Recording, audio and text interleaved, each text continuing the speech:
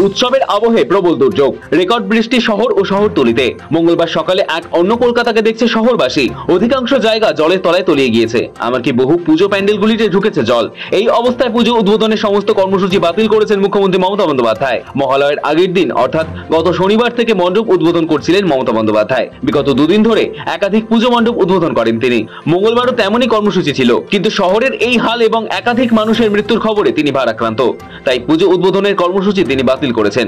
মঙ্গলবার শীতলা মন্দির, ভবানীপুর, সত্তরপল্লী, একডালিয়া এভারগ্রিন, ফাল্গুনী সংঘ, সিংহী park, Ballygunge cultural, সমাজসেবী, হিন্দুস্তান পার্ক, শিব মন্দির, মুদিয়ালি, ছেষট্টিপল্লী, বাদামতলা, আশার সংঘ এবং ত্রিধারার পুজো উদ্বোধনের কথা ছিল তার, কিন্তু তেমন আর কিছুই হয়নি। এদিকে বর্তমান পরিস্থিতি দেখে মঙ্গলবার থেকেই সব সরকারি স্কুলে পুজোর ছুটি ঘোষণা করেছে নবান্ন।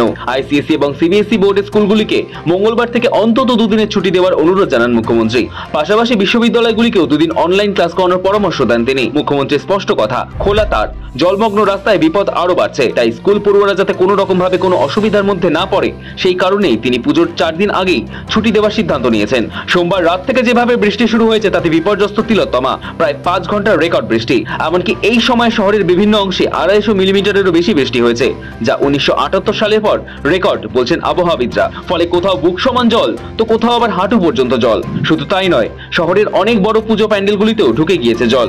একেবারে শেষ মুহূর্তে মাথায় হাত পুজো উদ্যোক্তাদের, কিভাবে পরিস্থিতি সামাল দেওয়া সম্ভব। এই অবস্থায় মঙ্গলবার শহরের পুজো উদ্বোধন কর্মসূচি স্থগিত রাখার সিদ্ধান্ত নেয় মুখ্যমন্ত্রী।